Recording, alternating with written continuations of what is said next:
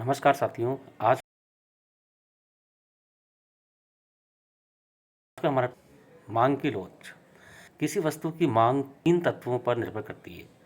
स्वयं वस्तु की कीमत, दूसरा उपभोक्ता की आय, तीसरा संबंधित वस्तु की कीमत, पूरक व स्थानापन्न वस्तु की कीमत। अतः हम 3 प्रकार की मांग की लोच का अध्ययन करेंगे। स्वयं वस्तु की कीमत, मांग की कीमत लोच, उपभोक्ता की आय, मांग की आय लोच, संबंधित वस्तु की कीमत, मांग की तिरछी या आड़ी लोच। आज हम अध्ययन करेंगे मांग की कीमत लोच, जिसको शॉर्ट रूप में कहते हैं। इसका चिन्ह है ईपी। क्या परिभाषा होती है इसकी? वस्तु की मांग मात्रा में आनुपातिक परिवर्तन को वस्तु की कीमत में आनुपातिक परिवर्तन से विभाजित करने पर जो मूल्य प्राप्त होता है उसे मांग की कीमत लोच कहते हैं। एक बार दोबारा देखेंगे। वस्तु की मांग मात्रा में आनुपातिक परिवर्तन को वस्तु की कीमत में आनुपातिक परिवर्तन से विभाजित करने पर जो मान प्राप्त होता है उसे मांग की कीमत लोच कहते हैं। सूत्र रूप में लिखेंगे। ईपी बराबर वस्तु की मांग मात्रा में आनुपातिक या प्रतिशत परिवर्तन अपॉन वस्तु की कीमत में आनुपातिक या प्रतिशत परिवर्तन। अब गणितीय सूत्र की बात करते हैं। ईपी बराबर होगा delta x upon x upon delta P x upon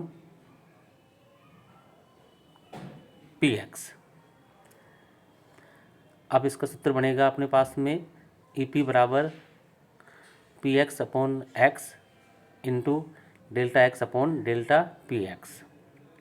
यहाँ ईपी मांग की कीमत लोच है, एक्स वस्तु की प्रारंभिक मात्रा है, पी एक्स वस्तु की प्रारंभिक कीमत है, डेल्टा एक्स वस्तु की मांग मात्रा में परिवर्तन, डेल्टा पी एक्स वस्तु की कीमत में परिवर्तन।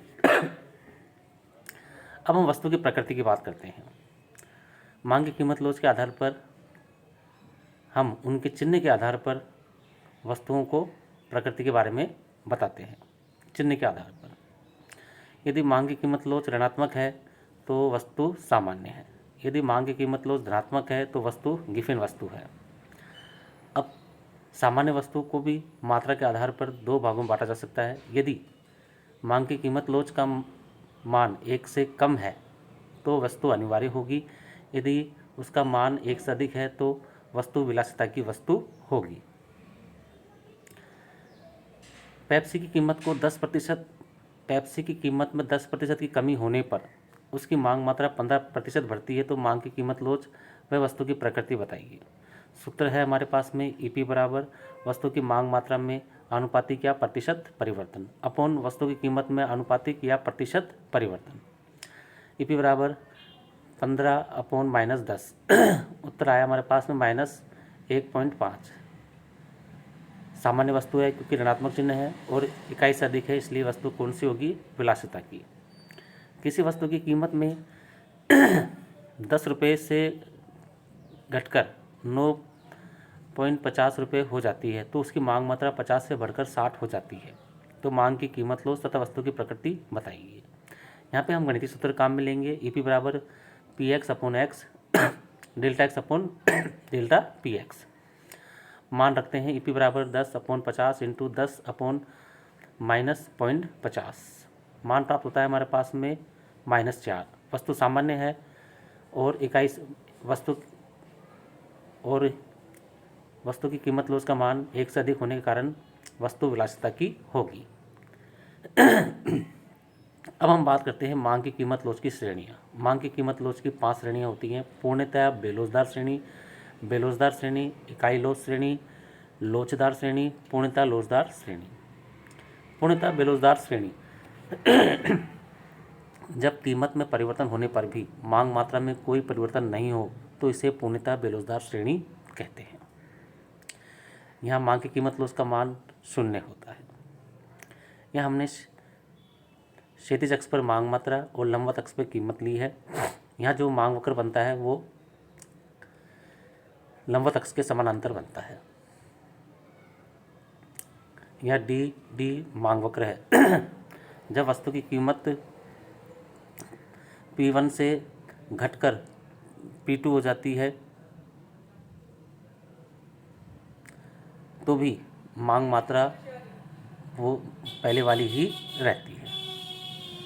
पूर्णतः बेलोज़ार श्रेणी में मांग वक्र लंबवत अक्ष और उदग्र अक्ष के समानांतर होता है। बेलोज़ार श्रेणी, जब कीमत में परिवर्तन अधिक होता है तथा मांग मात्रा में परिवर्तन कम होता है तो इसे मांग की कीमत लोच की बेलोज़ार श्रेणी कहते हैं। इसका मान 1 से कम होता है। यहाँ हमारे पास डी मांग वक्र है। जब कीमत P1 से घटकर P2 हो जाती है तो मांग मात्रा X1 से OX2 हो जाती है। यहाँ हम देख रहे हैं कि कीमत में परिवर्तन ज़्यादा है और मांग में परिवर्तन कम हुआ है। जब कीमत तथा मांग मात्रा में समान अनुपात में परिवर्तन होता है तो इसे इकाई लोच श्रेणी कहते हैं। इसमें मांग वक्र की आकृति आयताकार अति परिवलय की तरह होती है। इसके प्रत्येक बिंदु पर मांग की कीमत लोच 1 होती है। यहाँ कीमत लोच का मान 1 होता है। यहाँ पे हमारे पास में मांग वक्र आयताकार अति परिवलय की तरह होता है। ये देखिए आप, इसका मतलब है इसके प्रत्येक बिंदु पर मांग की कीमत लोच 1 रहती है। यहाँ कीमत में कमी होती है तो मांग मात्रा बढ़ती है। जितनी कीमत में कमी होती है उतनी ही मांग मात्रा बढ़ती है। लोचदार श्रेणी, जब कीमत में परिवर्तन कम होता है तथा मांग मात्रा में परिवर्तन अधिक होता है तो इसे लोचदार श्रेणी कहते हैं। इसमें मांग वक्र का ढाल बेलोज़ार श्रेणी से कम होता है। यहाँ डी मांग वक्र है। यहाँ कीमत में परिवर्तन कम होता है और मांग मात्रा में परिवर्तन ज़्यादा होता है। यहाँ EP का मान हमेशा 1 से अधिक होता है। पूर्णतः लोचदार श्रेणी, जब कीमत में परिवर्तन ना हो अथवा बिल्कुल मामूली परिवर्तन हो लेकिन मांग मात्रा में बहुत अधिक परिवर्तन हो जाए तो इसे पूर्णतः लोचदार श्रेणी कहते हैं। इसमें मांग वक्र क्षैतिज अक्ष के समानांतर होता है। जैसे कि हम देख रहे हैं डी मांग वक्र है और क्षैतिज अक्ष के समानांतर है। कीमत में कोई परिवर्तन नहीं होता लेकिन मांग मात्रा X1 से X2 हो जाती है। मांग की कीमत लोच का अंकीय मान 0 से अनंत के बीच होता है।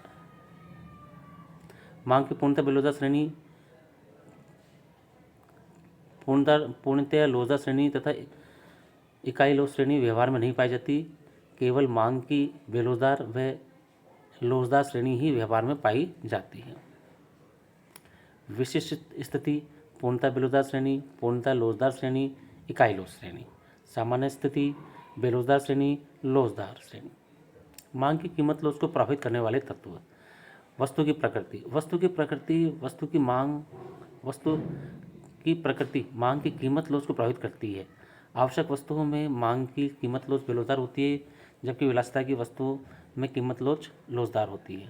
वस्तु के उपयोग, एक वस्तु के उपयोग भी वस्तु की कीमत को प्रभावित करते हैं। यदि वस्तु का कुछ ही क्षेत्रों में उपयोग हो तो उसकी कीमत लोच बेलोज़दार होती है। इसके विपरीत यदि वस्तु का अनेक क्षेत्रों में उपयोग हो तो उसकी कीमत लोच लोचदार होती है। समय अथवा अवधि का भी मांग की कीमत लोच पर प्रभाव पड़ता है। अल्पकाल में वस्तु की मांग की कीमत लोच बेलोज़दार होती है और दीर्घकाल में वस्तु की मांग की कीमत लोच लोचदार होती है। वस्तु पर खर्च होने वाली आय का हिस्सा, यदि वस्तु पर खर्च होने वाला आय का भाग अधिक है तो मांग की कीमत लोच लोचदार होती है। इसके विपरीत यदि वस्तु पर खर्च होने वाला आय का भाग कम है तो मांग की कीमत लोच बेलोज़दार होगी। स्थानापन्न वस्तुओं की उपलब्धता का उस वस्तु की कीमत लोच पर प्रभाव पड़ता है। यदि किसी वस्तु के लिए स्थानापन्न वस्तुओं की उपलब्धता अधिक है तो उस वस्तु की कीमत लोच लोचदार होगी। इसके विपरीत यदि वस्तु का कोई स्थानापन्न उपलब्ध ना हो तो उसकी कीमत लोच बेलोज़दार होती है। धन्यवाद साथियों, बाकी भाग हम अगले वीडियो में पढ़ेंगे।